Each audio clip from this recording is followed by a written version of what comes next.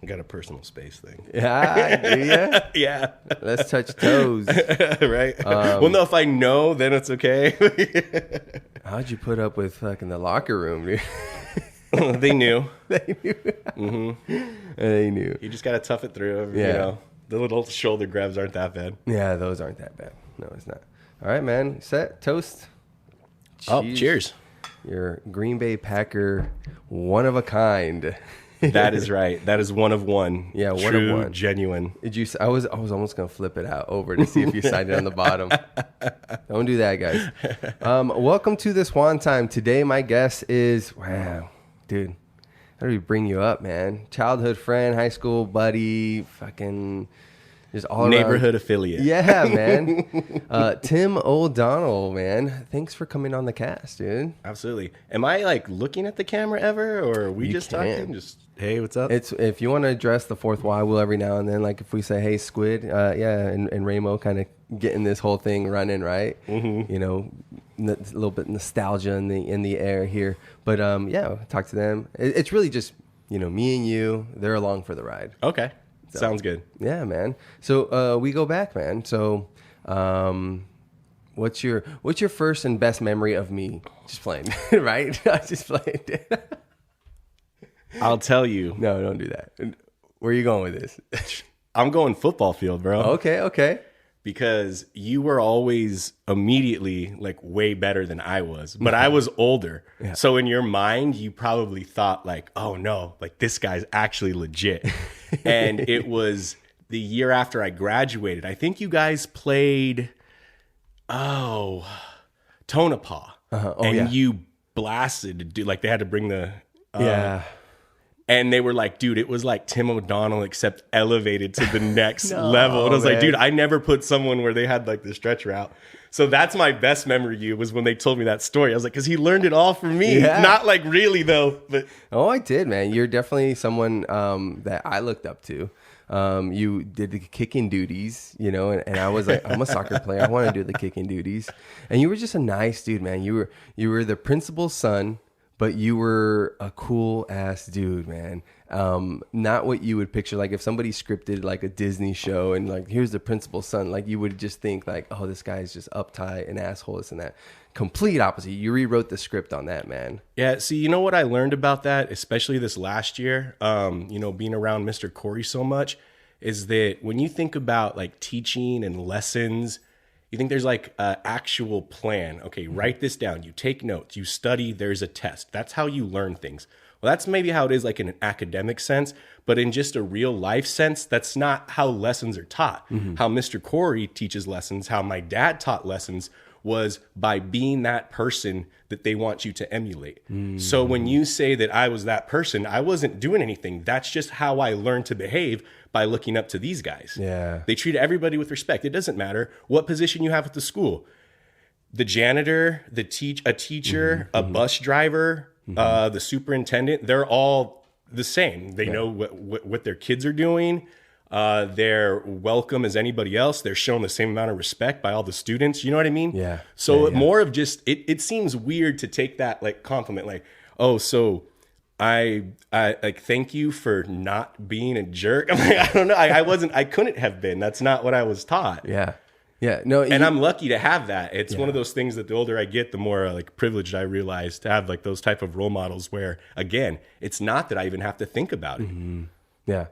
And another aspect that you draw on is that you're very good to pay compliments or point something out that somebody does that you appreciate, and man, it's like a little bit of an ego boost for the other person, and it's like, yeah, that's you're mentoring leadership, so it makes sense that you find yourself in a role that you are playing now. So you're teaching my old high school, right? Our old high school. Well, I taught this last year. Okay. I'm not going to be back next year. Gotcha. Mr. Corey. So should we just do like a little background? Yeah, let's do that. So Mr. Corey, John Pat Corey, has been an educator in Arizona longer than probably anybody else currently working in the state of Arizona. He's just retired. Actually, I don't know if he's retired yet, but he's about to be just retired. But they pulled him out of retirement to come run our high school, the high school that me and Cheeto went through. Do they know you as Cheeto at all? They do now. No, they do. It gets peppered in every now and then. I think I've heard it. Well, this is how it's old. Like, we're going way back because you're calling me, Cheeto. That's my name growing up. The school got terribly run financially, mismanaged money. I don't know a lot about that. I didn't even want to know. I said, that had nothing to do with me. I'm just here to try to move it forward. Yeah. So they bring Mr. Corey out to run the school. He says, I'm going to be here till at least Christmas break, which in my mind, I know that means at least a year. Yeah. I was honestly thinking it probably meant 2 years. Yeah. And so he says, hey, you should come be a teacher. I was like, well, I'm not a teacher. Yeah. He said, don't worry about it. Okay. And I was like, well, I don't have anywhere to stay. He's like, well, you can stay with me in Dayton. I was like, oh, I don't have any way to get into work. My girlfriend's going to have the car and she needs it up here in Phoenix. Mm-hmm. Well, you can just go in with me. Well, you're shooting down every single. Yeah, he knows. So knock him up, knock him down. So this is like a week before school starts. So I jump on board and with the week to go. Yeah. Before probably about a week before the teachers meetings actually happened. I was like, all right, I'm going back and teach geometry, pre-calculus, and consumer math. No way, man.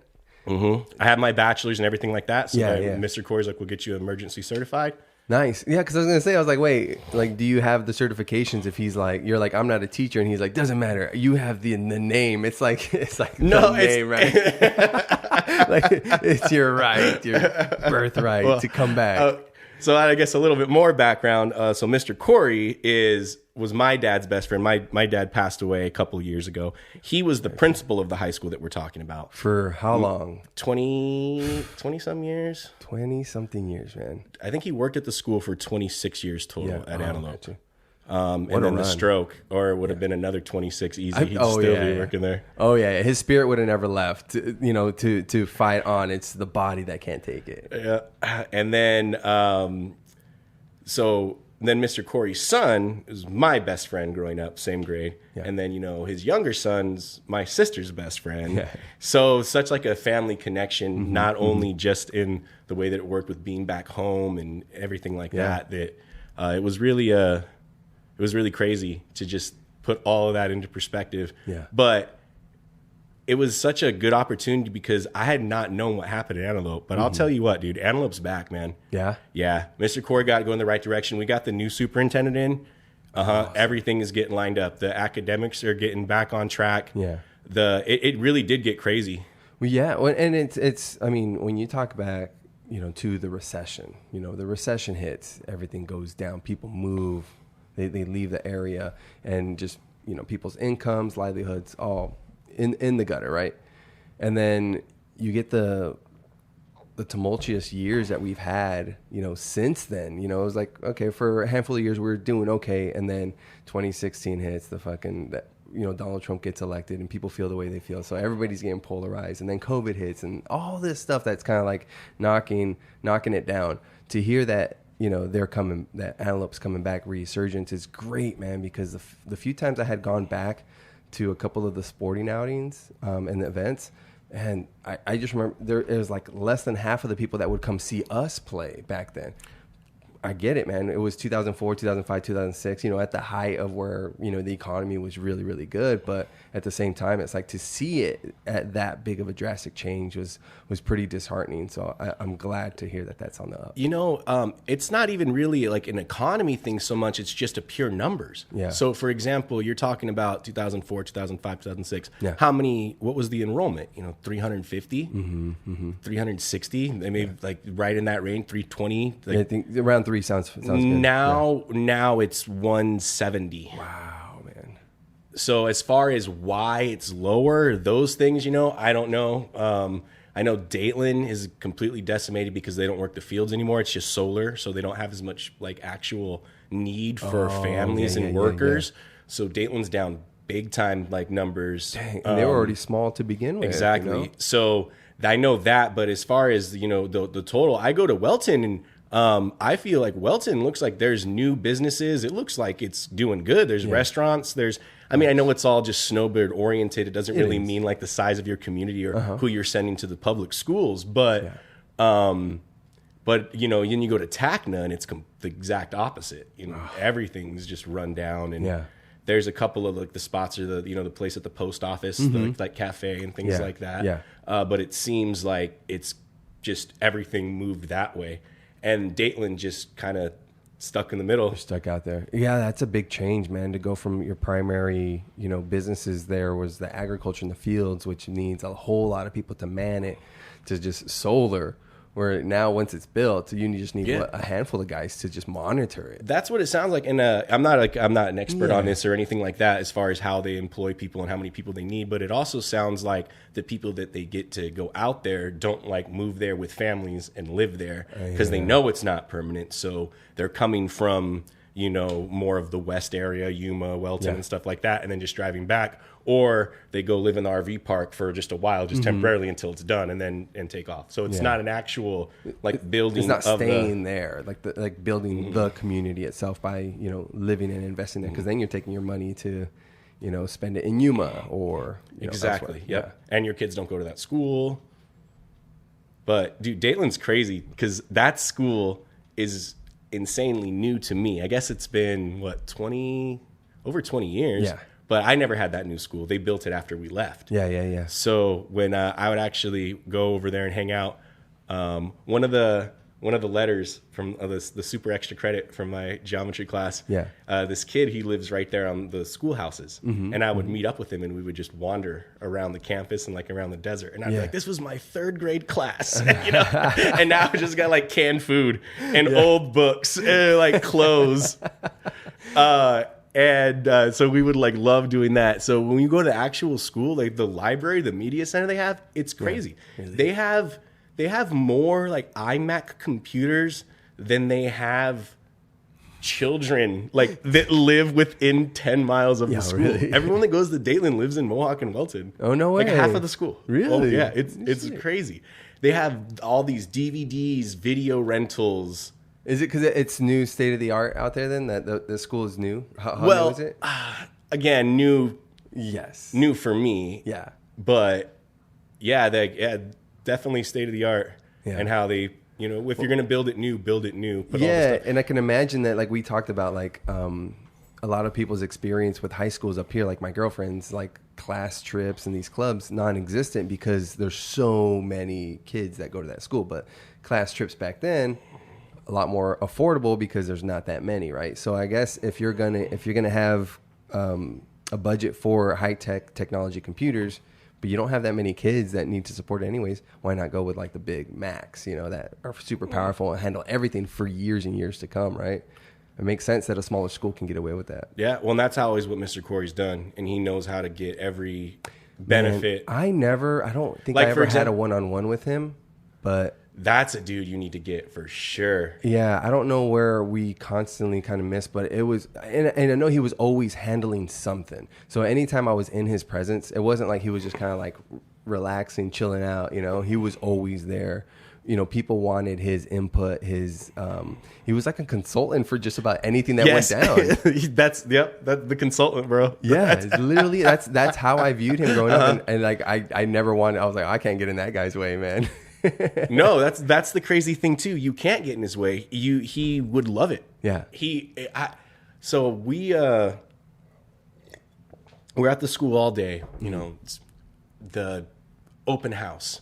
He's coming out of retirement to do this. It's the start of the school year. We get to the school before everybody. We work the entire day. We just don't go home because it's to Dayton and we have the open house. We might as well stay. So he's there. Yeah. He's doing all this work and doing everything that, waiting for everybody to show up.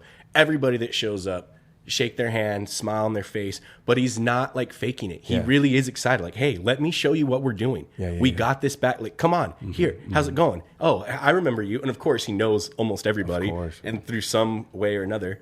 So we do that all day. Then we're leaving. We're in the car.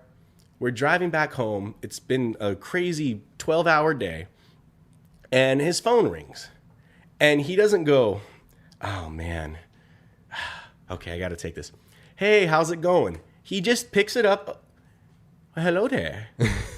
What do you? Okay, great. And it doesn't matter who it is, what it's about. It's just part of the. He just answers, and not even slightly irritated. Like, Really? oh, okay, let me just do this. Okay, and then we'll be done talking. And Just and selfless, it could man. be anything from something going on at Dateland and people not getting along and people saying that someone needs to do something better. Yeah. It could be something at Antelope, which of course he just stepped into everything, so he doesn't even have any say in like he can't even really defend why things happened before.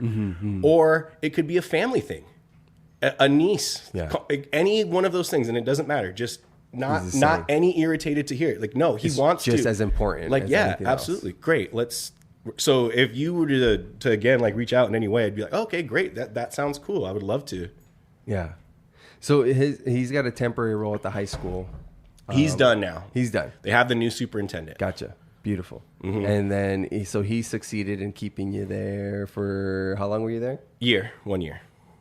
Nice, man. What they really wanted, actually, well, and I wanted was to go to Dateland because I want to work with the younger kids. I like younger kids. Yeah. We were talking about that earlier.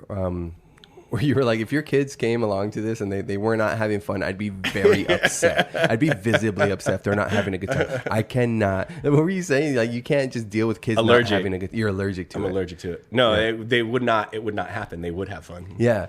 And then the other point was like, you can't just tell a kid to go have fun. No. What do you have to do? Yeah, you got to show them. You got to show them, man. Let me show you. Yeah, I got this over here. Set this up. Play for like 5 minutes. They get it. Yeah. Oh, okay, cool. This is fun. Yeah.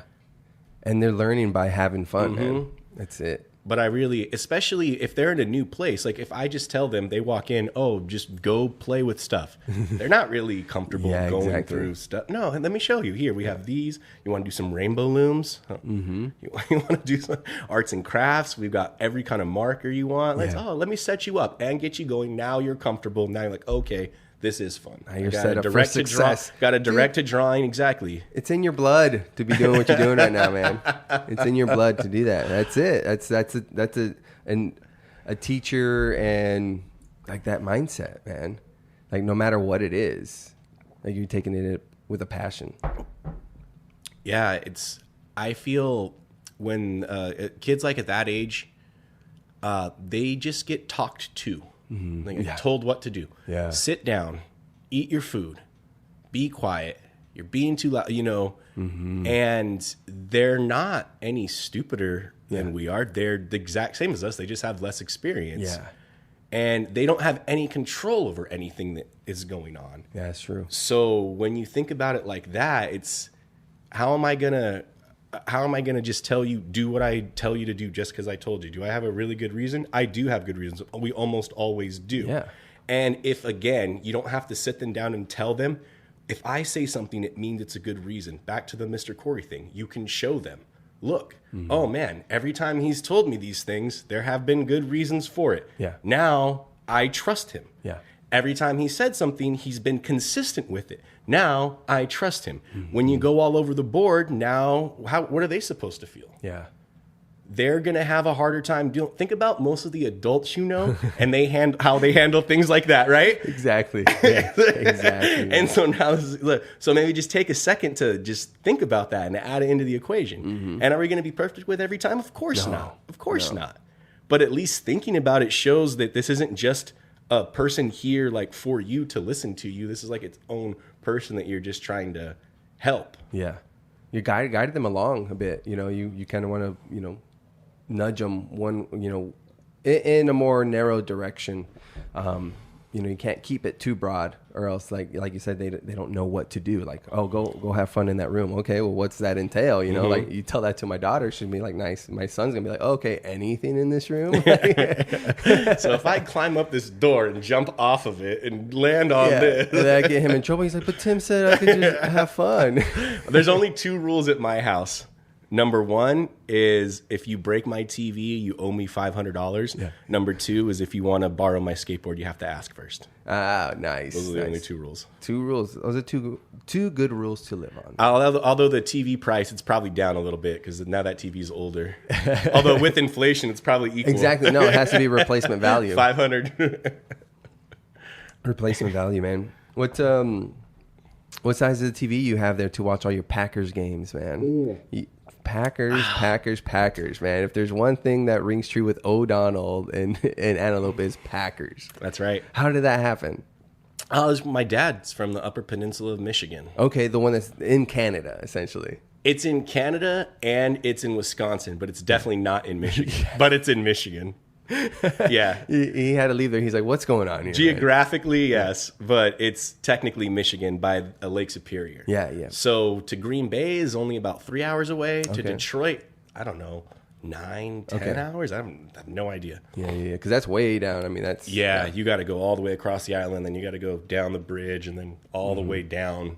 Oh, damn. So so it's Packers. I want to say in my dad's hometown, it was probably... that I remember, you would get like 60% Packers fans,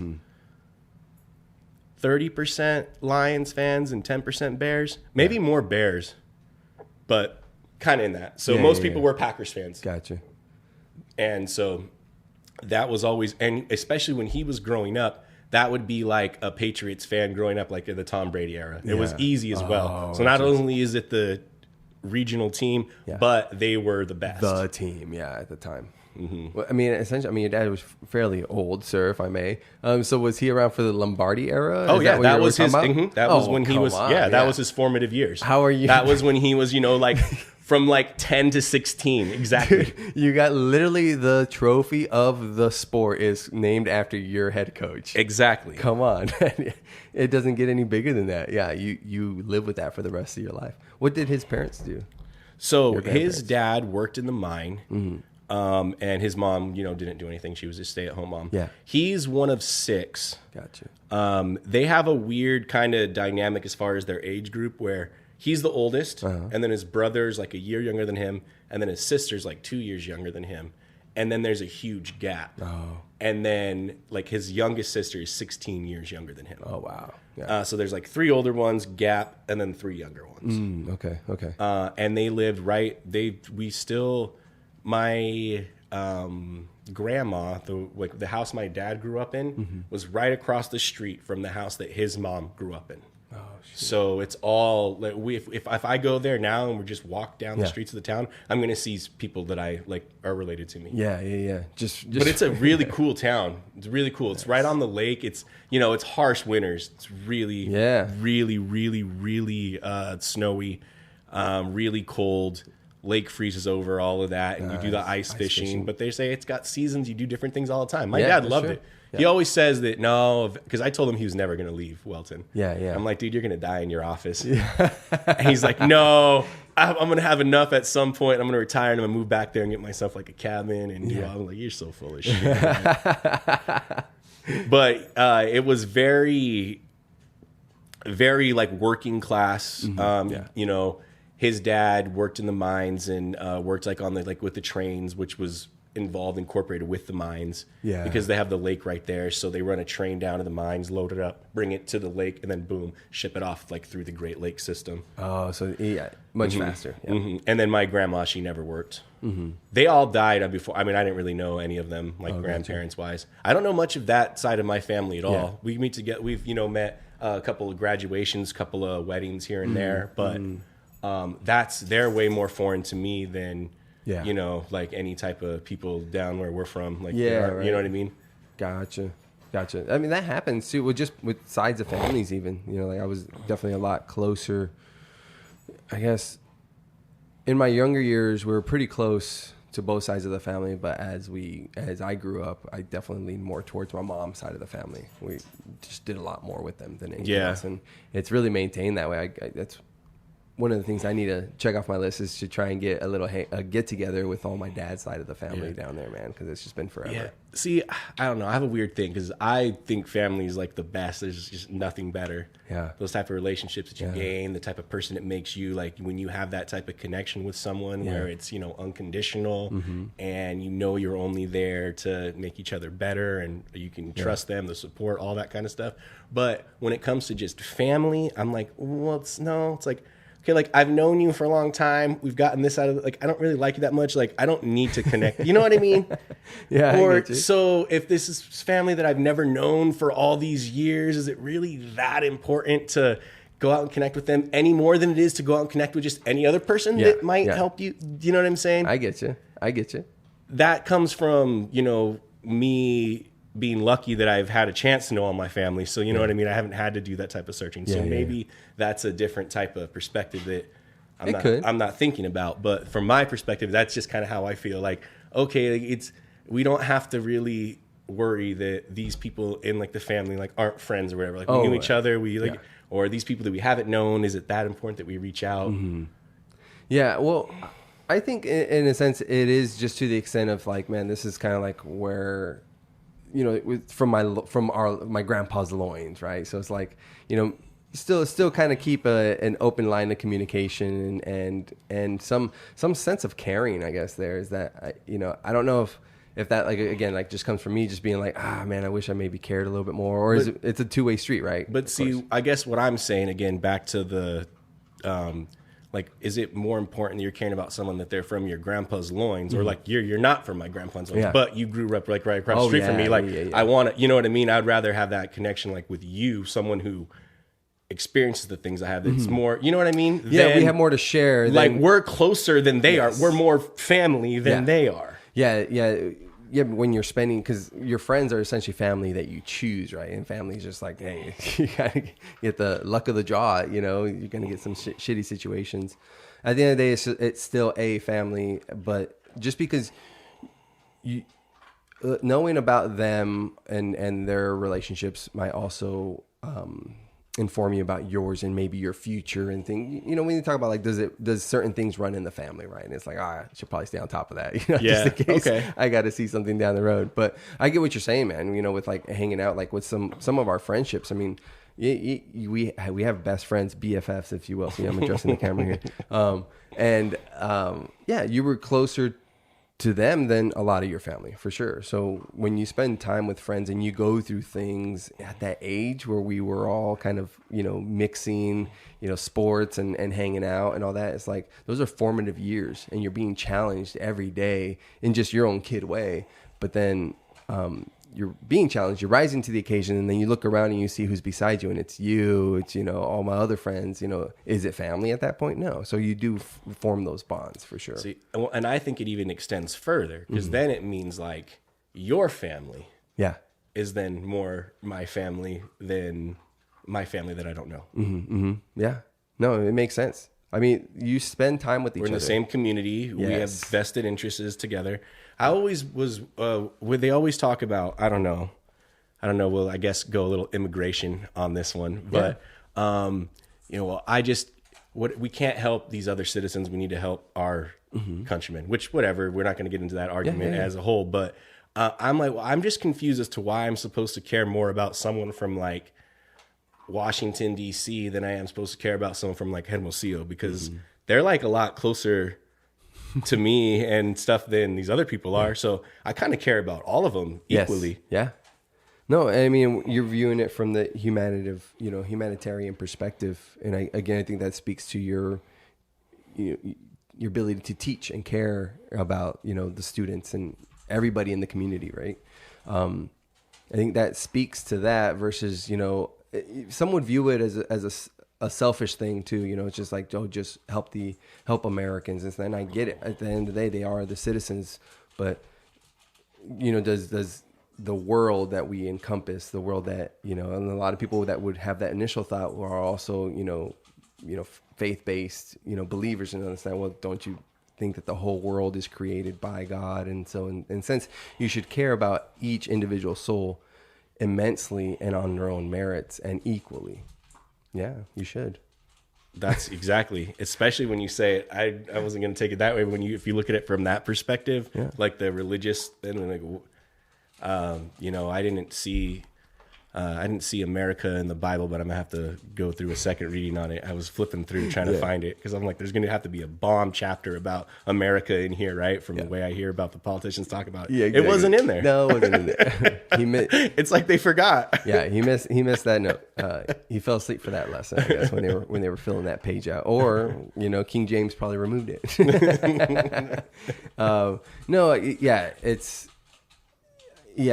People telling you how to care, or what to care about. Like, get out of here, dude. Like, don't tell me like what I should think and believe and care about, right?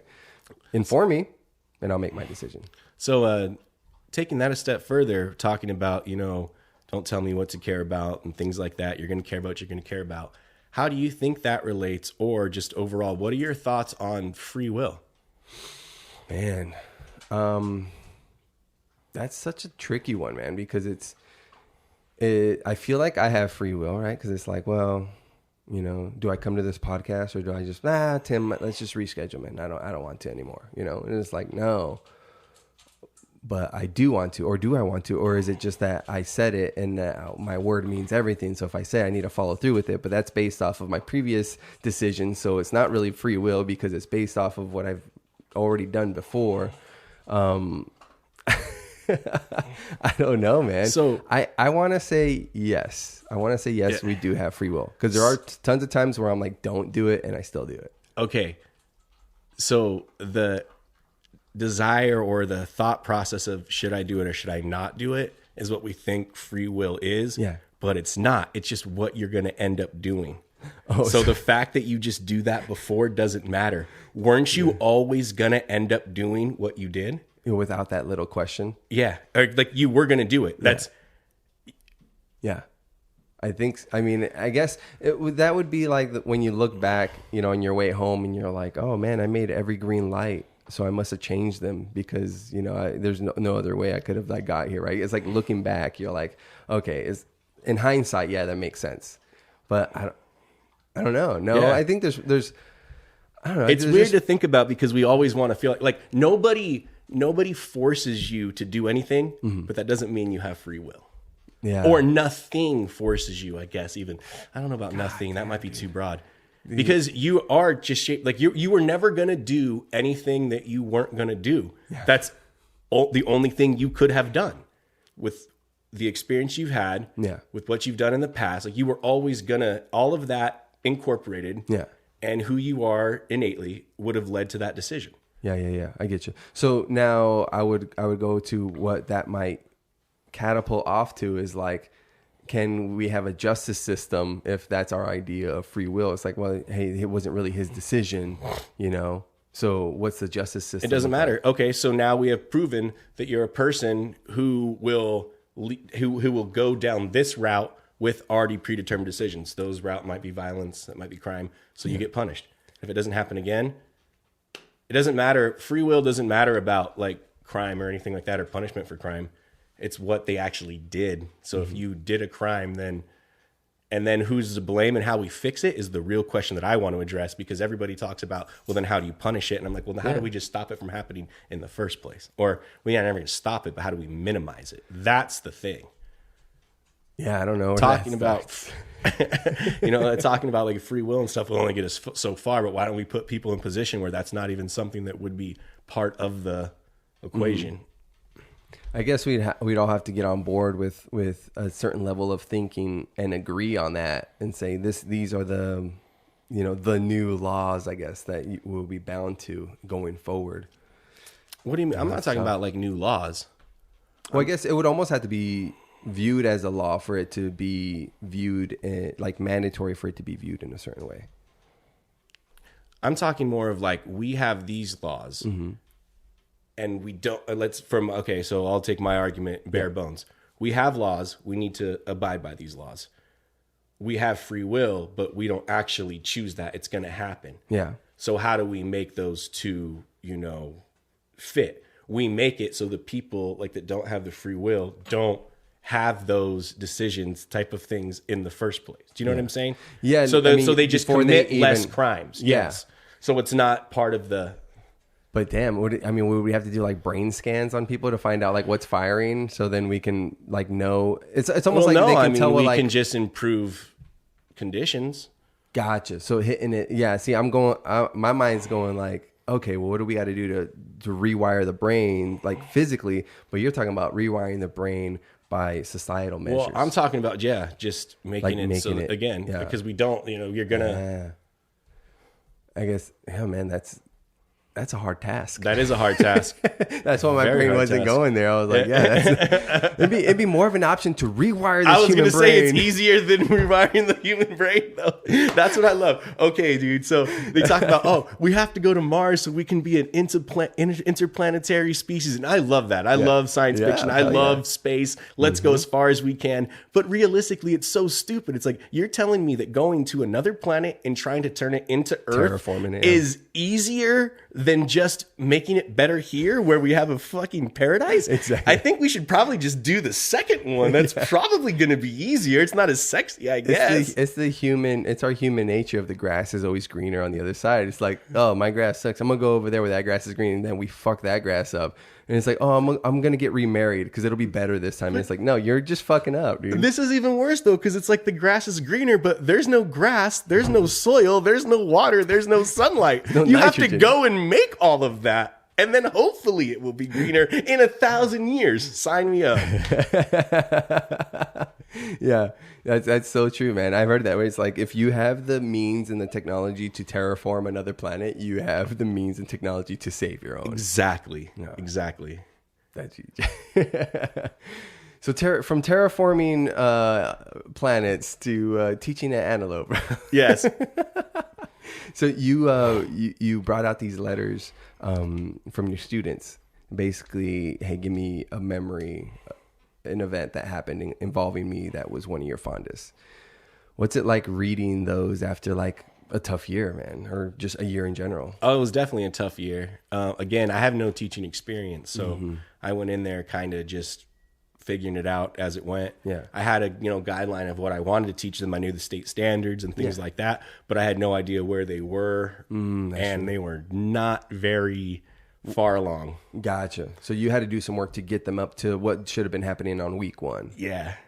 Okay. Like explaining the difference between an angle and a side in a triangle. Okay.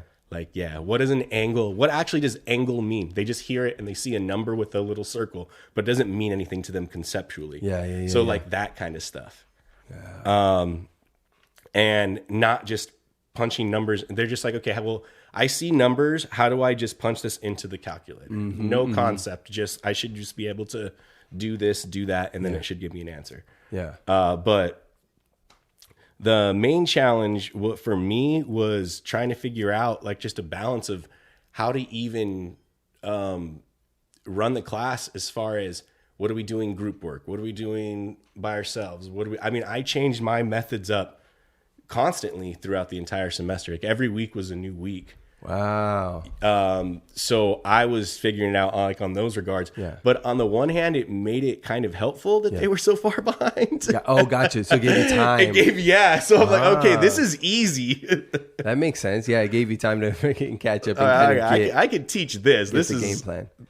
That's huge. But a main difference though as well is there's no honors geometry. When I was in high school, we had honors geometry, which especially for a course like math, I think is the most beneficial.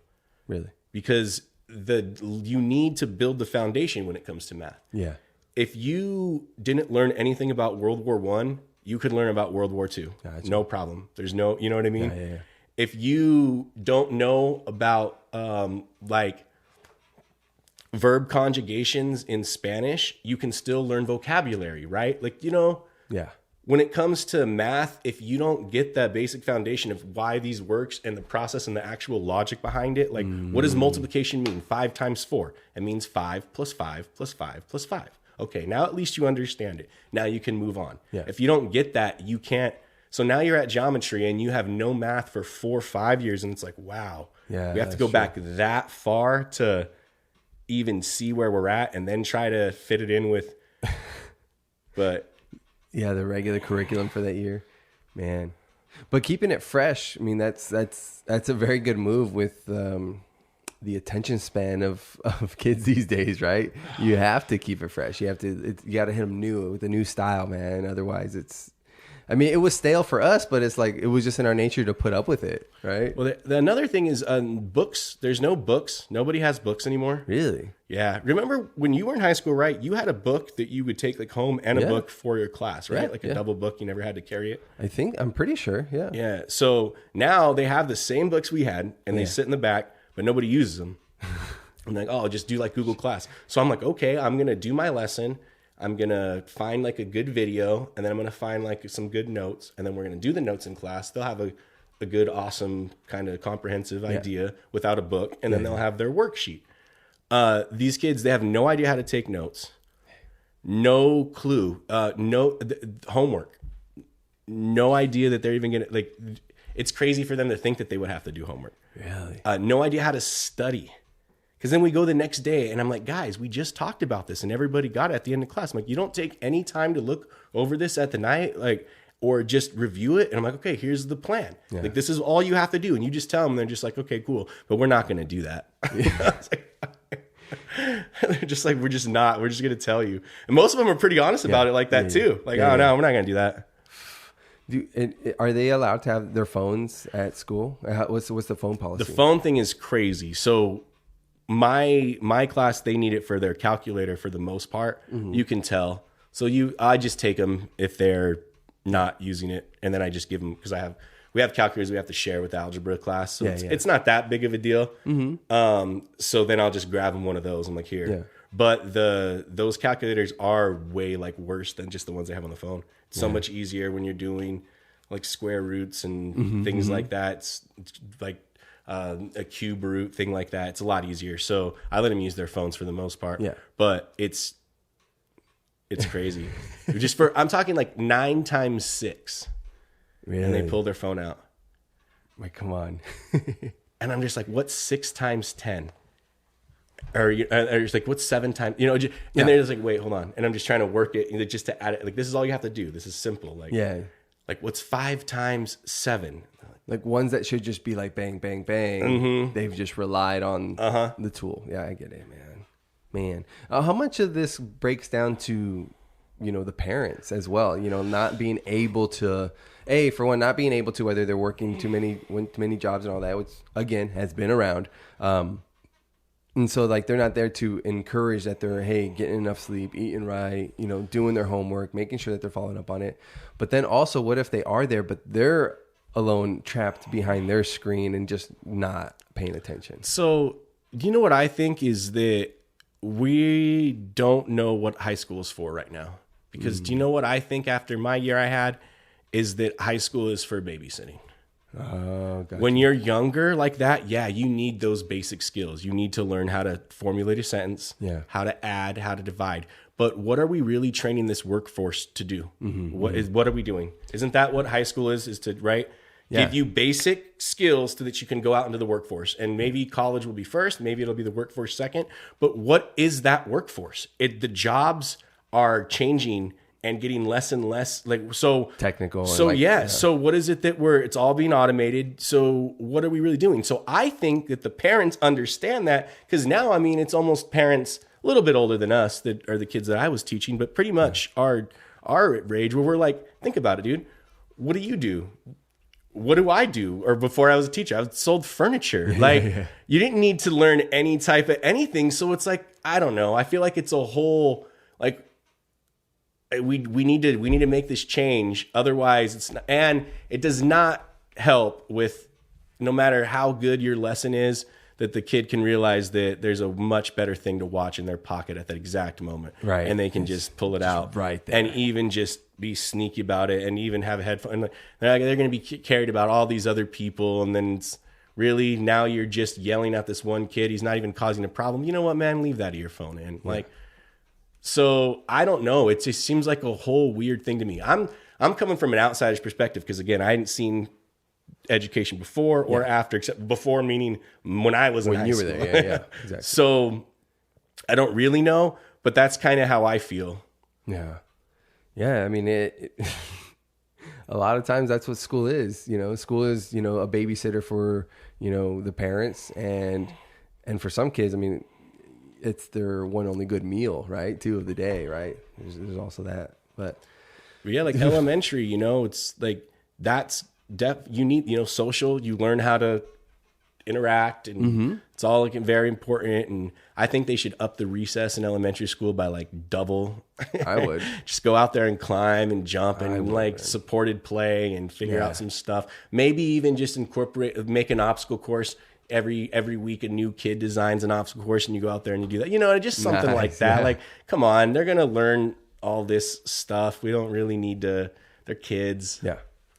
Yeah. Well, at a certain point you need to ramp it up, right? Because you were saying these kids should know this by now, right? But yeah. No. You don't understand, dude. The stuff that I'm talking about could be taught, like, and doing what we're talking about still. Yes. Oh shit. Really dropping the ball. Yeah. Really dropping the ball. Shit. So what was it like being the principal's kid, man? I loved it. Yeah. Yeah. I mean, I was a good kid. Yeah. So if I was ever bored in class, I'd be like, hey, I need to go talk to my dad. They would let me go because I was a good kid. Yeah. And then I would get there and my dad would be like, oh, okay. And I would just tell him, oh, yeah, I was bored in class. Oh, okay. And I was a good kid. So he'd be like, all right, sit down. Let's talk about the Packers game this week. You know, are we going to win? Of course we are. Yeah. And I never abused it. If I need to stay home from school, I'd just tell him, hey, Dad, I don't feel good. Okay, take a day. I loved it. Free reign of the school. Yeah. Knew all of the teachers. They were more like family friends than teachers. When I first started dating my girlfriend in college, that's when I like realized like not everyone is like friends with their teachers. Or not everyone, like most people aren't. Yeah, I was like, oh, we're going back. I went to visit her in Maine. Yeah. In Portland, Maine. And I was like, oh, we're going to like go to your high school and like meet all your teachers. And she was like, what? And we were young then, you know what I mean? So she like still, it wasn't like, you know, now. Yeah. Oh shit. Teachers are probably dead. And then she's like, no, that's like not a thing. I was like, my bad.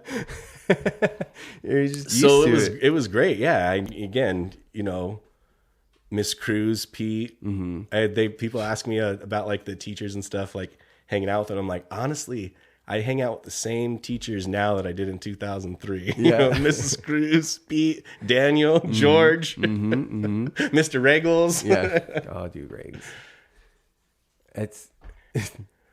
It's something that just people aren't used to by fucking not being familiar with the small school that we went to, man. Yeah. And my dad always was the principal. So it's just what it was. That's what life was. Yeah. You know? That it wasn't like you came in, you were like 13 and your dad's like, I'm vying for this principal role. It's like, no, he just was this person and knew generations of families. Yeah. So it was very, I loved it. People used to tell me that like when I was in like 7th and 8th grade at Dayton, like, oh, it's going to be like tough in high school and people are going to like out to get you. And which again, the stereotypical like movie role or whatever. Exactly. You turn into the villain. But it wasn't, my freshman year, I wasn't super popular or anything like that. Yeah. Like I was just a regular person, but it didn't, I never felt a negative side of that having my dad be principal. I only felt like the positive sides. Nice. Did you feel any pressure? No, that was another thing. My dad always was just like, do your best. I always like felt like that. We had in 8th grade when they do the physicals, like to play football, we had like a meeting and we were talking about like, oh, who went there to do that yesterday at Dayton? And Mr. Lopez was like, oh, Tim, did you go yesterday? He's like, oh, I know you had to go. Like your dad will like force you to play football. And I remember hearing that and I was like, no, he wouldn't. If I told him I didn't want to play, he would be like, oh, okay. Yeah. He would probably be sad, but it was just like such a weird, I was like, oh, no, like, but I want to play. Like, that's why I'm playing. That's funny. So no, I never felt any of that. The one thing actually is that I felt like I had to go to a major university after high school. Oh, gotcha. Yeah. Because I should have went to a smaller school, or even a junior college for sure out of high school. Oh, it would have been much better. Where did you go? Right ASU. After? ASU. Gotcha. Too big, man. Yeah. Oh man. You're all trying to meet every one of your teachers like on the regular. No, dude, not at all. I'm just like, I'm just gonna fade into the background here and just do nothing, and you know. Man, I don't have to go to class. They're not even taking attendance. Okay. Yeah, that's the weird thing that people like. They don't grasp. Like once you get into college, you're like, oh, there really is nobody really keeping a watch on me, and it is just on me. And it's funny because when I was in high school that senior year, I wouldn't have wanted to skip school because that's where all my friends were, and my dad would have known in 2 minutes. Now, none of my friends are in that econ class, and my dad's not going to know. I'm just going to chill here. That's true. Dude, I skipped so much class to play Halo and Xbox. Yeah, definitely regret it. I don't know. It is what it is. Hey, so you brought something. I need a fact check right now. You brought something up. Okay. What was the name of the doctor that would come in and give us our physicals? Dr. Nut. Thank you, dude. Who's denying that? Is someone denying that? People just don't believe it. Oh. The guy handing out physicals at the high school, Dr. Nut. Was it Harry? Was it Harry Nut? I don't remember that. I don't think so. But I don't think it was Harry Nut. But yeah, absolutely, Dr. Nut. That's so funny. At the library at Antelope, right? Oh yeah, we get our physicals at the library. Yeah, that's right. I remember Keely was writing down our stats, and I was like 9 inches ago. I was playing. Just messing. I remember she was writing down my stats, and she was like, "Oh, you're 180, 85 pounds, and I'm like, I'm 6 foot." And she's like, "You're 5'11 and 3/4." Oh, I'm like, Keely, I'm 6 foot, and she was tall too. You know, she was like 5'9", 5'10", and I'm like, Keely, I'm 6 foot. She's like, it says 5. I was like, hey, listen, they print out the stats, they hand it over to the other team, right? What are they going to be more intimidated seeing, a guy that's 6 foot or 5'11 and 3/4? She's like, 6 foot. You're right. Bro, like, I would have given you 6'1". Right? Come on. 5'11 and 3/4 is 6'1" in my book. Yeah, there you go, man. We round up. I have a firm belief, though. No, if anyone ever asks me, 6 foot. I don't care what it says. I'm not trying to go up 6 in a half if with shoes on. That's right. No, 6 foot. Yeah, people say 6 foot, and you're like, oh, okay. But as soon as you say 6'1", 6'2", 6'3", people then like. It's once you put an inch over 6 foot, they're like, hold on, how much of this is true? See, that's Nick Corey. He always says that he gives his height with what he has wearing, like his tallest shoes, because that's what he's going to be wearing when he's out there. And I'm like, all right, dude, so when you do your weight, do you leave your shoes on and your shirt on? Yeah. No, you don't, right? So you got to be consistent. If you're going to do one, do the other. Yeah. Otherwise, that's very time consuming either way. Right? Like, hold on, let me throw this back on. Wardrobe changes. Yeah. He probably gets naked when he goes to the doctors and they weigh him, right? They're like, absolutely. And he's shaved too because he knows it's coming. He's shaved. All those pubes add up. But then on the day, when it comes to the height, he's got the different shoes ready. Mm-hmm. I walked in with these ones, but yeah, right. These are my photo shoes. That's funny. I need to go to the bathroom, bro. Do we just okay, cool. Let's go. Man, I'm having a great time, dude. Yeah, that's fun, dude. You want to talk about girls' basketball season? You know who the girls' varsity basketball coach was, right? Oh, was it Ferris or was it No, Holton wasn't doing it, right? No. Girls' basketball coach. Mm-hmm. As soon as you say it, I'm going to be like, oh, that's right. Who was it? Was it you? Yes. With your headphones on. Okay. So you were the varsity basketball coach for Antelope's women's team. Correct. Lady Rams. The Lady Rams. Hoorah. Can you speak on why they were named the Rams? On top of us being called the Antelope, because you notice that, like, when you tell people like we're the Antelope Rams, they're like, wait, yeah. So, I went to a student council camp. A little side story here. Yeah. I think this summer before my junior year or the summer before my sophomore year, one of those with Pete, up in Prescott, wherever they do it. Yeah. And I said that, and the kid goes, Antelope Rams. And I go, I know, it's like the Dolphin Sharks, right? And he goes, no, it's like the GFs. If you can fill in those homosexual terms. Yes. And I was like, dude, really? Damn. So the Antelope, I do not know. There's Antelope Mountain, Antelope Drive, Antelope High School. So the area is called Antelope. Like, right? But it's almost like Mohawk. Mohawk, there's no such place like as Antelope. Mm-hmm. Like Mohawk, there's Mohawk School, there's Mohawk Mountain. I'm sure there's Mohawk like Valley, I guess, but it's not like spot. I've seen Antelope Heights. Antelope Heights, that's where, Yeah. it's like Antelope Drive. Yeah, that's us. exactly. So the Rams, because they have like the bighorn sheep, but the antelope, I don't know. They just named it. Maybe there was antelope back in the day, but man. No, I don't think it has anything to do with the animal. Really? Yeah. I think it was just like it could be like Buckeye Field, right? It could be the Buckeye Rams. Yeah, I got you.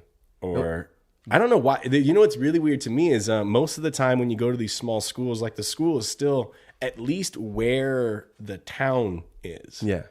So like, why was the school not built in Wellton? In Wellton, oh. And like, they just gave them the farmland. Yeah. When people tell them that we went to high school like at a farm, they think I'm like kidding. Yeah. They think I mean like Hamilton, like, you know what I mean? Or like, like no. We're talking like it's farm. Like they're working farms around it. And a cattle ranch. And you knew when you were there when you smelt it. Yeah. So they said that that's the land that they got for free. And it was like halfway between like Mohawk, where like the farmers' kids lived, and then like where Wellton. Mm-hmm. It is in the midway point. But wouldn't you think it would just be Wellton High School, and then the high school would just be right there where the elementary school is? You would think. That's where most of the kids come from anyway. And Yeah, I don't know. It would be nice to be a fly on the wall at those negotiations and all that. So, anyways, take us to your riveting season as the head coach. Oh man, it was definitely interesting. So our girls volleyball team, awesome. Yeah. They made it to state and everything. They lost in the first round, but they lost to like I think the team that came in like second place. Okay, respect. So they're legit. Yeah. And when I was there, the first day of those teacher meetings, I'd already talked to Mr. Corey. Well, talked to him earlier that day, and he was like, I'm thinking you're going to be the girls basketball coach. Yeah. I was like, whatever, anything you need, this year I'm 100% on board. Anything you need. He's like, all right, cool. And then we're there at the meeting, and I'm talking to Rocky, our athletic director, and he mentions football. He's like, you want to help with football? I'm like, yeah, absolutely.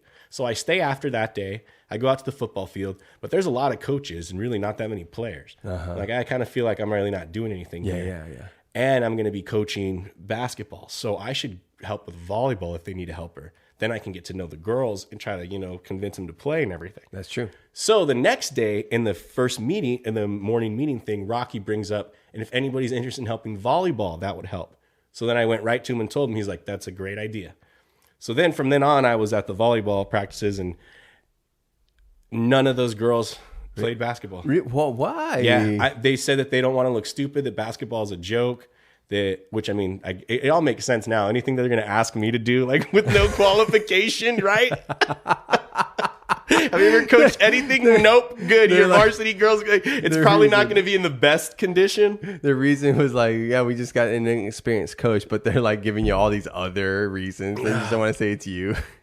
So it's not you, it's me. So we had a really, really rough season. Yeah. As in, what was the win-loss? We did not win a game. Oof. Okay. How many players did you retain from the start? Well, I guess most of them. We only had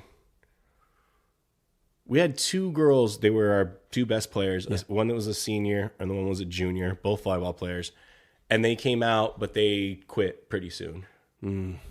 Other than that, the one girl couldn't get her physical stuff done. Yeah.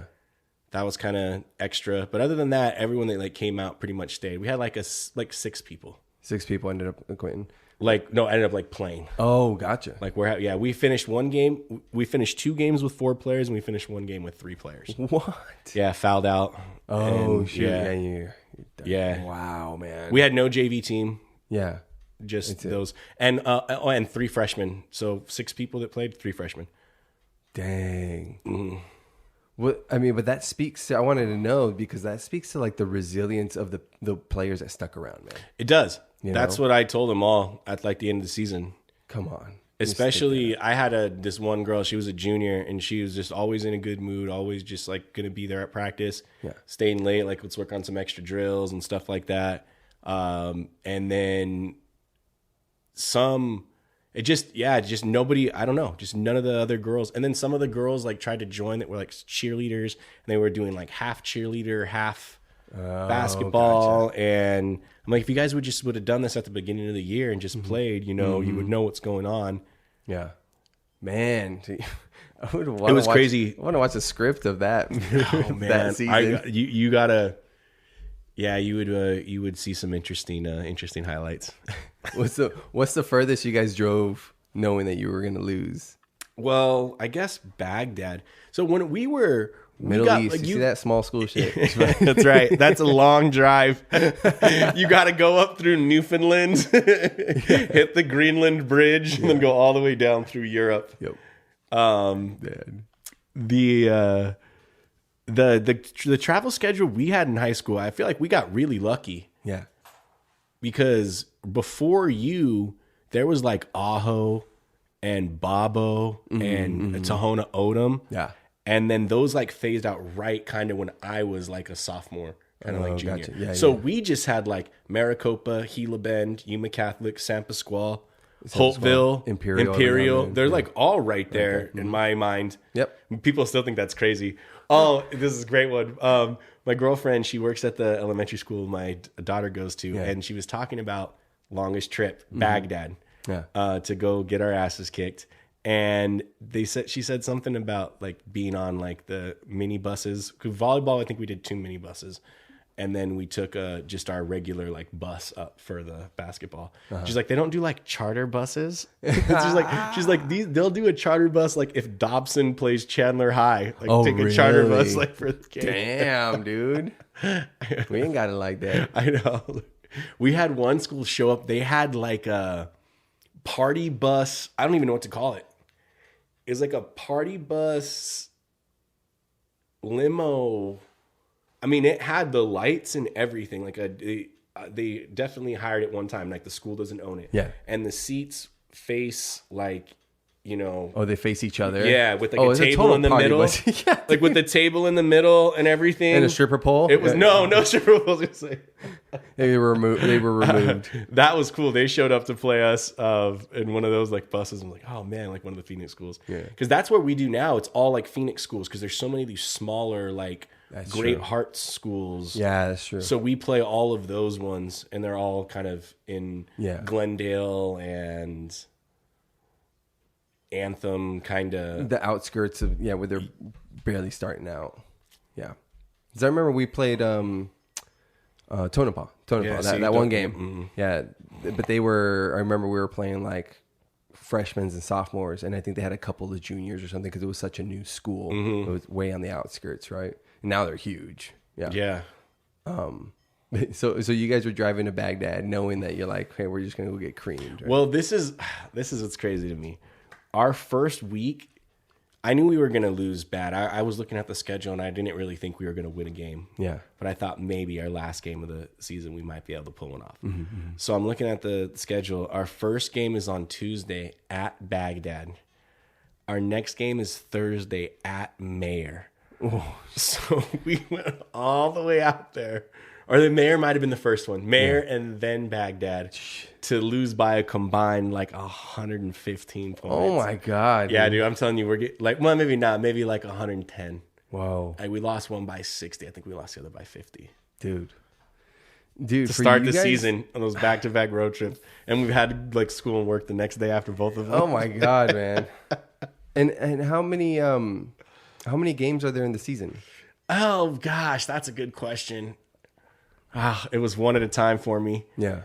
A good, 20. Yeah, gotcha. Because I can see, like, maybe, I would say maybe you're like, 3/4 of the way in, and you're just like, maybe we just like, No. We had the discussion like early kind of in the season. Are we gonna like even be able to have season? Because they need to know they have the refs that they're already like paid for in advance. Gotcha. Yeah. And so you still have to pay the money. And also from my perspective, I don't care if I have 5 people, like the 3 girls that want to play, we need to have a team for those 3 girls. Mm-hmm. And then also the other team, they just get a game skipped, like they don't get to play. Yeah, that's true. So I didn't ever have that thought that we would not like finish. Yeah. I mean, I guess the only way that you get kind of taken out of there is if you literally just don't have the players. If everybody quits, Yeah. you know, at that point, then it's like, okay. But if you have people that are willing to still show up, yeah. Even then, we could have made it work. I would have been able to get at You're that throw point on a they wig, get some dude? What are you managers. doing? Well, get the managers. You know, that everyone wants to be managers. This is the craziest thing ever. Interesting. Yeah. So there's 2 senior girls that were both volleyball players, but they were like they've been managers forever for like the boys team, and they're managers. Yeah. And then a girl who's a junior who's going to be a senior.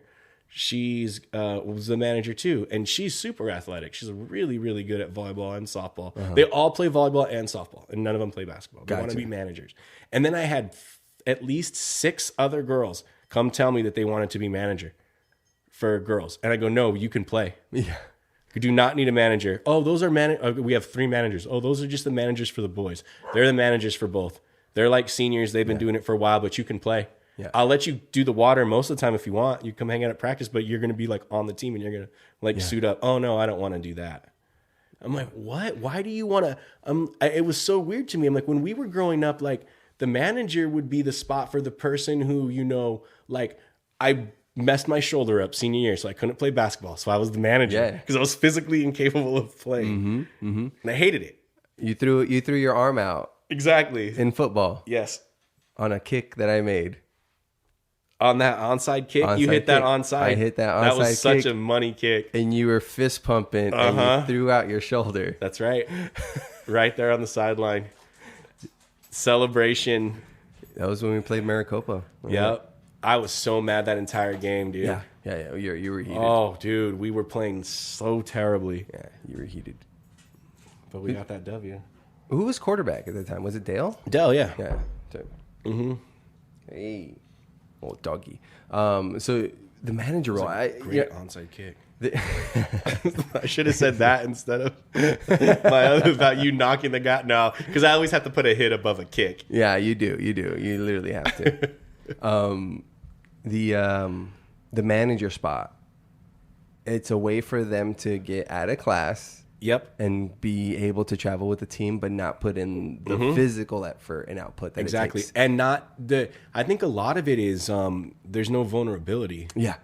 There's a ton of vulnerability by signing up. If you go out and play and you miss a layup or whatever, I mean, no one really, but they'll talk shit, but no one really cares, right? Like, but if you're just sitting there with like the little book, there's no, so yeah, I think that's a big thing of what it is. People just, they don't want to look stupid. No one's even getting involved like when it comes to like the pep rallies and stuff. They have to like beg people to get out there and like do the games. Man, that's crazy. It's crazy because coming back from us, I mean, there's tons of skits, fucking us wearing dresses or makeup or anything, man. How are we gonna get this crowd to laugh and to react? Yeah. So they said that, and they were trying to tell me again. I don't know about previous years or whatever, but the seniors this year were like, oh yeah, our senior class is pretty, like, they're not good at that. They're not spirited. They're not involved. They're always like, oh, this is stupid. I'm going to look like an idiot. I'm going to try to be too hard. Like, but they're like the class before, like it just kind of changes, but then everybody falls in line like with the seniors. So that's the point, guys. That's the point. I know. I'm trying to tell them, like, you get just the free pass to just act like an idiot and have a fun. Yeah. Just take it. It is. It literally is that free. I'm afraid I'm gonna look. Yeah, you are. And you are gonna look like an idiot. And people are gonna be like, "Wow, this guy's crazy for doing that." And all right, man. You know, fuck. Get it together, kid. And the funniest thing was when we went to the Student Council State Convention. I went with them as a chaperone. And the first night, you know, it's when they have all the blow up things and the bouncy houses and all of that. Yeah. And so I'm like, hey guys, you want to go check out this slide over here? And they're like, no, we're handing out these like pins thing. It's got like social media on it. I'm like, oh, all right, cool. And I'm like, nobody. And so they're all just kind of walking around and being super shy antelope kids. I get it. And I'm going down the slides. I'm getting yelled at by you can't go down face first. I'm like, okay, I'll remember that for next time. Yeah. I'm jumping off of the thing. It's like a plunge. It's like a 10-foot drop. I'm doing front flips, everything. You're like, hey, kid. You're like, wait, that kid has a beard. And I keep asking them, and they're like, no. I'm like, no, you guys aren't going to do any of this stuff. And I'm like, see, you guys get this, like, especially the student council kids. You just get to do this every month. Yeah. Like, but you have to understand, as you seniors, like a year from now, you're never gonna get to do this. Nope. Like, This is the don't you last think? time. Take it in. Yeah, like, this is just part of your like job. You go to school, you do your student council, you know, and you get to do all this for fun. The best you're gonna get a year from now is like a couple of slices of pizza. Yeah, exactly. Pizza party in the break room. I was over at the jump plunge thing so long that some of the girls come up, they thought I was working there. Oh shit. They're like, where do we put our shoes? And I was like, oh, just put them right over here. Because I would never just get in line. I would wait because I'm not trying to take someone's spot. So then when no one was there, I would just get on. And I was talking to the guy a lot. So we were just like... So, where's the line? I was like, oh, it's just right over there. If you guys want to put your shoes here and just have a good time, make sure that you tuck good. And, you know, if you're going to do a front flip, don't let your... Next thing you know, they're handing you a W9. Right. Oh, a 99. Fuck, dude. That's funny. Whoa. What? That was just me. But that was a lot of fun going to the convention. Seeing things from the opposite perspective. Like, dude, Dude, how do they do it? Pizza, oh my God, it's insane. I always remember that just no matter what we did, Pete was there. Yep. And I remember that we did a lot of stuff.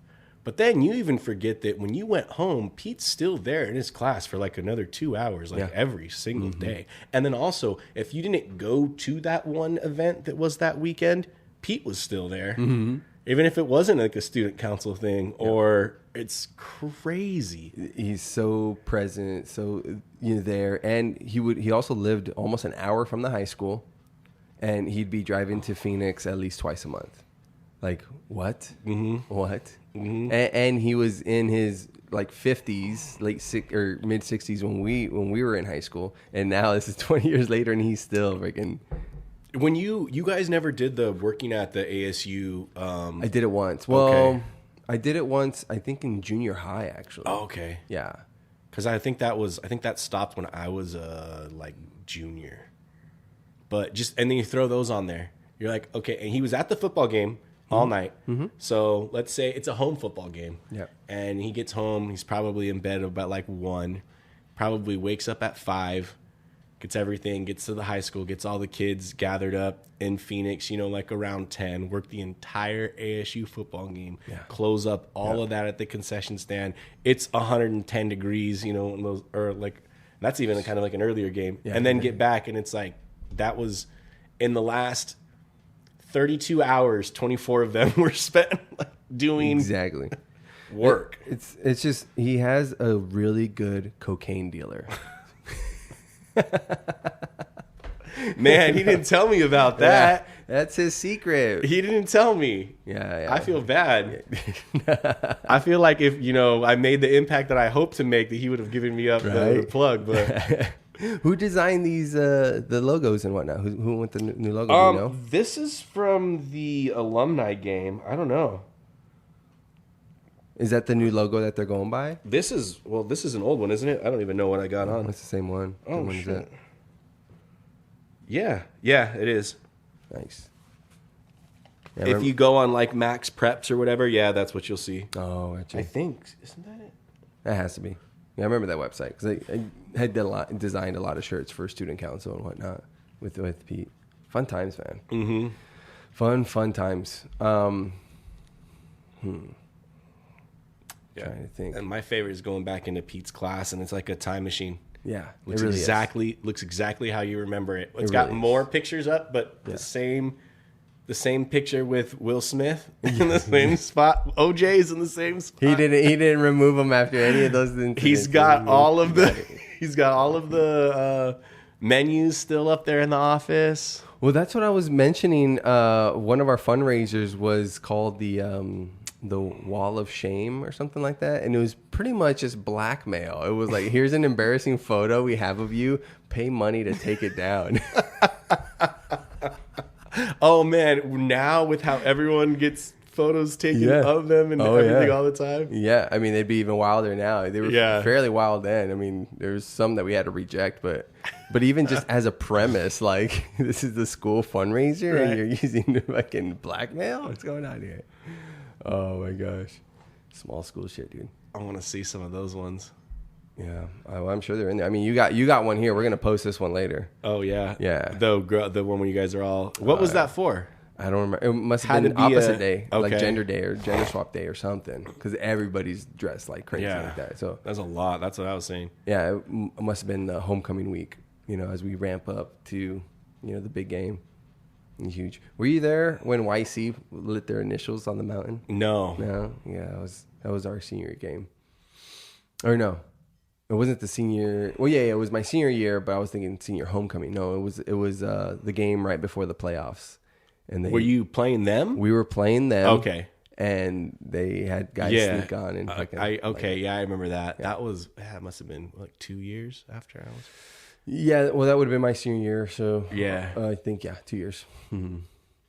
Wow, dude, wild times, dude. Yeah, it's so funny. So.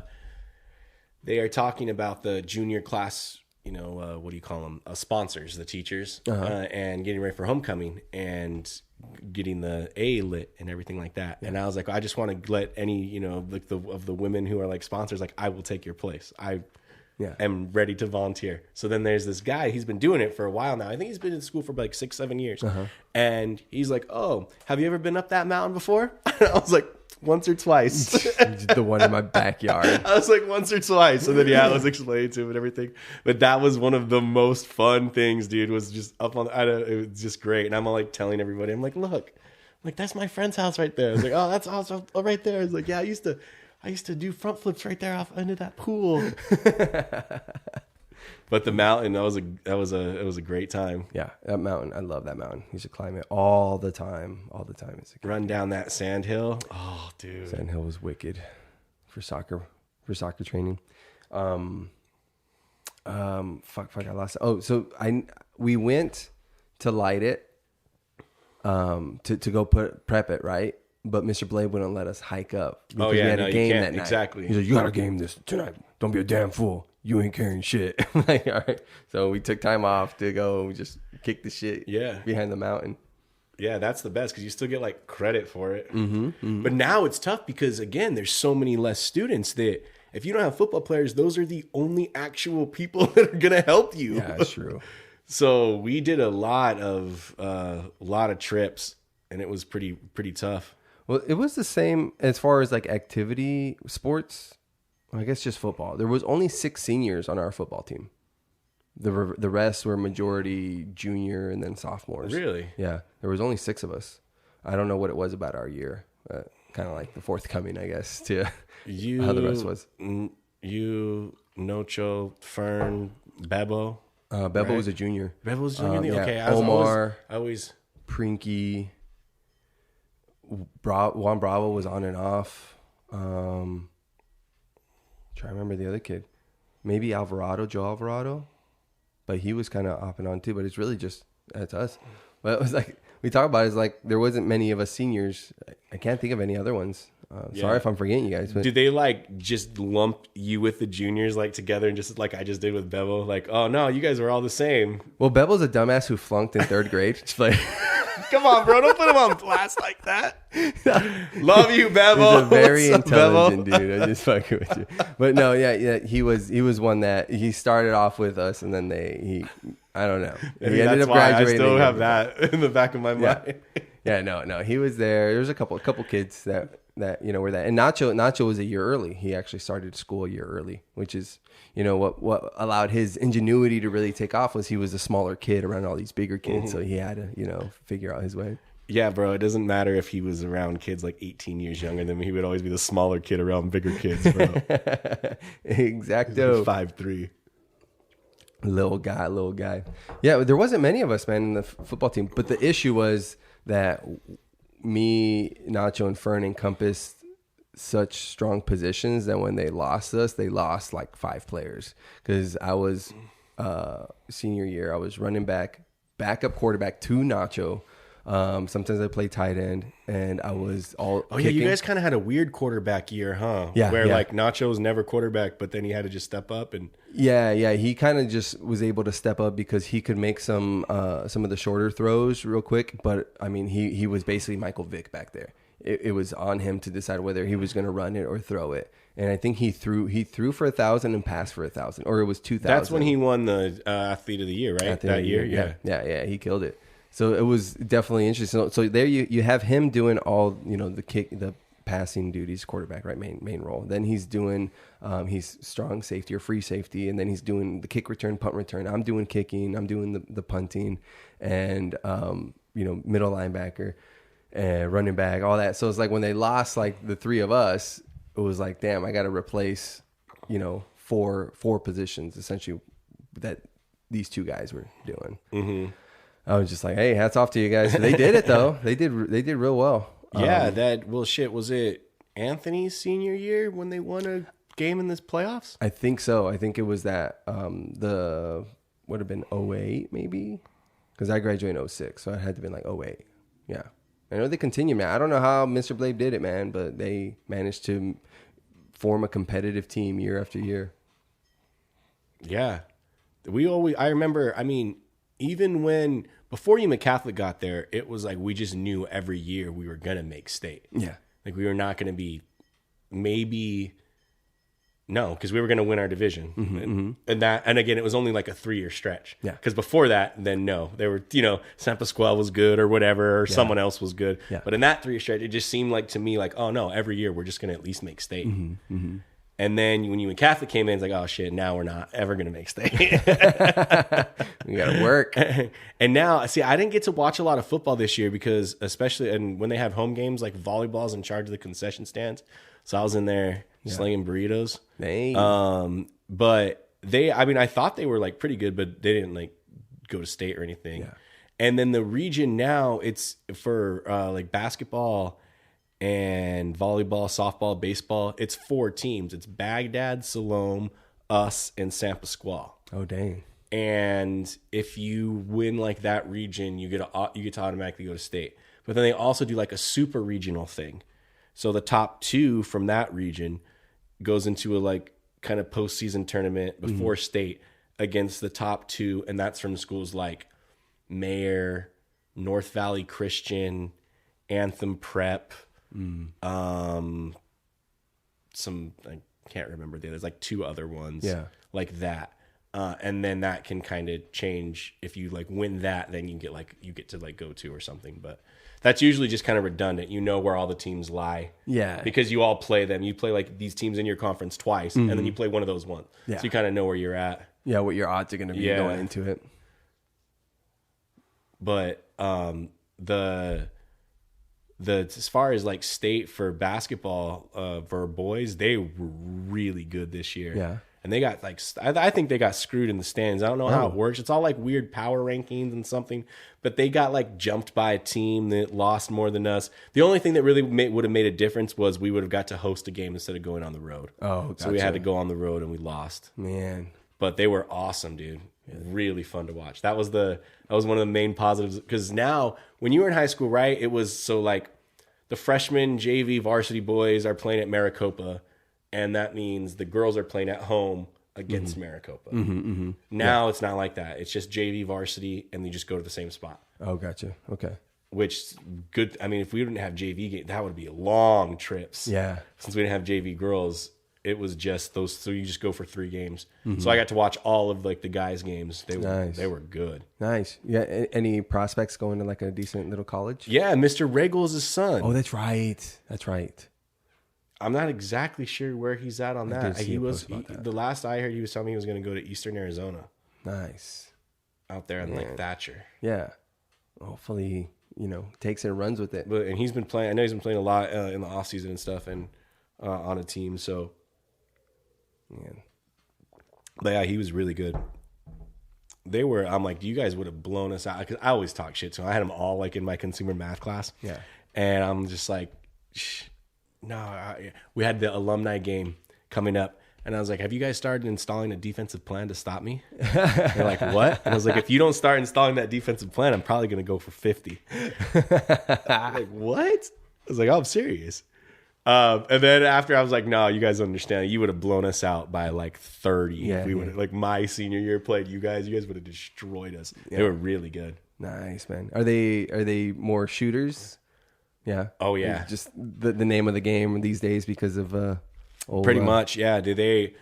I mean, they're all pretty well rounded offensively. They're all good shooters. They can all finish at the rim and like layups and stuff like that. They're all good passers. They're all good ball handlers.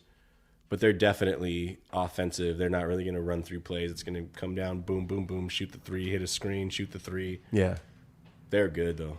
Nice. I mean, was that changed because, you know what they say, like Stephen Curry, just he was supposed to do such damage, you know, behind the arc that everybody just wants to shoot, right? Yeah, well, I mean, even Mr. Blabe used to tell us all the time back in the day, if you have an open three, shoot it. And if you miss, it's not that big of a deal. Because if you shoot 5 threes and you make 4 of them, that's, well, I should say 3. That's more. So if you shoot 5 threes and you make 3 of them, that's 9 points. If you shoot 5 twos and you make 4 of them, that's 8 points. Yeah. You get a better percentage from it. So it's worth it if you're open.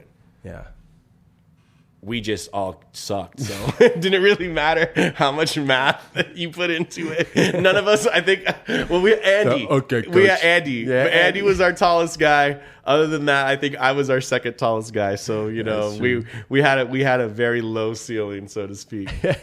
Big ass Andy, dude. Big, but not too big, right? He was only like 6'3". 6'4"? 6'4"? Andy's got to be 6'4". Think so? Yeah, he might be. Yeah. Sorry, Andy, if you're anything. Hold on, are we looking at the program? Yeah, the program. The program in high Wright. school, he was 6'6". Yeah, when Keely Wright, yeah, 6'8". Little monster, dude. Little Herman monster. My favorite was when you'd be at high school stretching, you know, and you see the other team on the other side of the field. Before the game, they all look 2 feet taller and 100 pounds heavier than before you go. And then you get to like the coin, you're looking at, because I always would size them like, all right, which guy is going to be battling with me? I'm like, all right, who's the biggest one out there? All right, there he is. I'm like, oh, that dude's huge. And then you go to the coin toss and you're like, wait a minute, this guy's like the exact same size as me. Like what? But from that, at that time, through that like lens, they just look huge. Yeah, you're huge for sure. There's some guys that are just built different, man. I remember trying to tackle the guy from the running back from Pablo Cavardi. I must have got like 4 or 5 stingers that game just from him. Like I'm just like, this kid is just 4'3", 320. Yeah, no. He was like 5'6", like 240. Yeah, like exactly. Just, yeah, beefy fucking guy, man. Yeah, not fat, but just fucking solid. And I'm just like, oh, okay, yeah. There's that. So there goes my NFL dreams, right? Like I ever had any. I'm never lifting in the gym. And I remember driving. We drove to St. John's to lose. We knew. I mean, we knew. You know, our history is we make it to the playoffs. And we're one and done. That was my senior year. We're typically playing the defending champs, right? And we walk up there, and there's this dude that's showing us into the locker room. I'm like, God damn, it's a big ass coach. No, that was their tackle. And after like Mr. Blade was like, yeah, he's got a scholarship to Boise for state. I think New Mexico State. Yeah. Was it Boise? I think it was Boise. Okay. I think so. A big ass kid, man. And that's when you knew it was different because he was manhandling both Mark, Jaime, and me, and Herman, fucking Andy, and everybody, bro. It was just like, and I was like, oh, I'm gonna fucking lay into him. And I remember one time he was up with like Andy or one of those guys, and I was coming right behind. I was just like I don't know if I was gonna spear him or something. I don't know, probably some illegal shit because I was getting pissed, right? And he sees me coming, he just shoves him aside because the whole time he was just kind of like messing with him, shoves him aside, grabs me by the helmet, throws me to the side. I'm like, all right, there's just nothing I can do. Our whole entire offensive game plan on the line that day was Tim, just tackle him, and then Mark, just block him. Don't worry about whatever play is called. That's just what you two have to do every single play. Like, man. No penalty or no, illegal cut block, but just try to tackle him. Yeah. Don't worry, you won't get that far. Did you guys succeed once? Kinda. I mean, I would say we succeeded a lot. Yeah. Every time he didn't maim one of our players, that was success. That is true. Yeah. But that was something we were used to. So like I I know it's like making the trip knowing that you're just fucking going to get your ass kicked, but you're going to go and try your best, man. Well, you know what at least was sweet is we had the TVs hooked up so we could watch Independence Day. That's true, man. That was luxury. That we had. Okay, so the game started at 7:00. What time did we leave school? Like 7? I don't remember. It was way before school started. Yeah, it was way early. Way before school started. Yeah, that sounds about right, maybe. Yeah, because I think we came back like at like 4 a.m. And no, of course, no hotel or anything. 5 a.m. I remember because I remember we were almost gone for 24 hours. Yeah. Yeah. What a fucking trip. Hell yeah. That was the coldest football game I've ever played in. Yeah, it was brutal. And it's just funny because like it wasn't really that cold when you think about it on it's a not. lot of people, but for us, yeah, for us, and when you're playing in it and you're being thrown into it, making tackles and you're not used to it. It was the elevation too, so it was different for us to breathe that in than them. You know, their body's used to that elevation. We weren't. Usually we get it from like the other perspective, like, oh, I can't believe you play football in that kind of heat. In the heat, and I'm like, well, okay, yeah, it is annoying. The only thing that just drives me crazy is how much you sweat and like get in your eyes. Yeah. Other than that, like the heat doesn't really bother me. But cold, I tackled a guy and cleat hit my forearm. Not until the end of halftime when I got to go inside and like warm it up and come out did it feel like comfortable. Yeah. I'm like, this is just miserable. It hurts, man. And they were telling us, they're like, oh, this is the warmest day we've had in weeks. Like it should be way colder. Fuck, man. Freaking White Walkers, dude, up there. Man. Dude, well, it's been nice catching up, man. Hell yeah. It's been a good time. I want you over for dinner. Now I got you on camera, so you're going to come over for dinner. I'll figure out what that's going to be. Hey, on. That's awesome, man, that you're able to influence, the kids back home from a place that, you hold near and dear to your heart. In the perspective of, your dad was, we say his life's work was antelope, man, in those years. And so many people view him in such, fond lights and memories and all that, like huge, Yeah. Sorry for, your loss in that. I know it's been a while, but still, there's that. But you maintain to be just a really good positive light, man, every time I've interacted with you and what you do for the kids and your girl and all that, man. So I appreciate what you do because that you're setting the model for so many other kids to, how you should behave and think and, be to other people, Absolutely, man. I appreciate you too, dude. Definitely. Yeah. It was so crazy. So there's this girl, right? She, senior in high school. She has to work a full-time job. She actually has to like pay rent, pay for her food, pay like clothes, stuff like that. Full-time job. Yeah. Going to school full-time, trying to graduate. Behind in a lot of classes, so I'm helping her out and everything like that. Mm-hmm. Helping her like with this math. And she's like, this is at the end of towards the end of the first semester. So I have her in class. So like she like knows me. And she says something to the effect of like, she goes, "Man, mister, I wish I would have grown up where you grew up." And I go, "You know where I grew up, right?" And then her friend like chimes in. She's like, "He talks about it all the time. Like he won't shut up about it." I was like, I grew up right there. It was like, it's not about, like that where you grew up. It's like, I just had these type of people that would show me how to do this. Yeah. And you never have. Yeah. But now like you do. Yeah.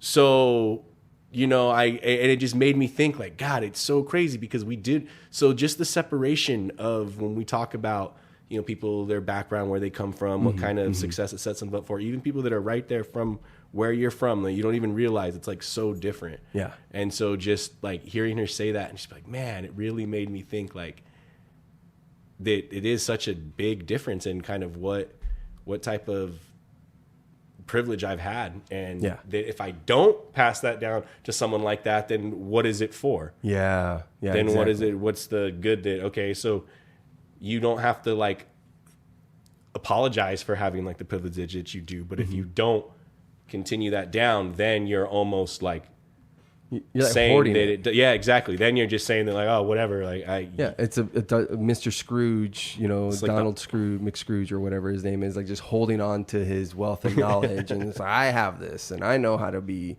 happy and get things done. No, man, push that out. into them, and allow that girl to see that, like, oh, okay, it's possible for, if she's looking up to you, man, it's right there at your own fingertips as well. And I told him, like, you're way better off for success than me. You're a hard worker. You're coming at me to get this done. You're going to take just because you didn't learn these things, that doesn't matter. You have the actual ability and desire to go ahead and make it happen. So don't worry that you weren't taught these types of things. Yeah. We'll get it done. We'll get the test through. You're going to make it. And then with what you have innately in that ability, it's going to mean more than knowing the Pythagorean theorem. Life lessons, man. Life lessons. Tim, you're a beautiful soul, man. Thank you so much, guys. Until next time. Until next time. I guess, was that right time? No, I was just seeing how you were gonna handle it. Hasta luego. Hasta luego. Oh man, we didn't even get you into any Spanish speaking. No, the crew's not ready for that. Let's do it.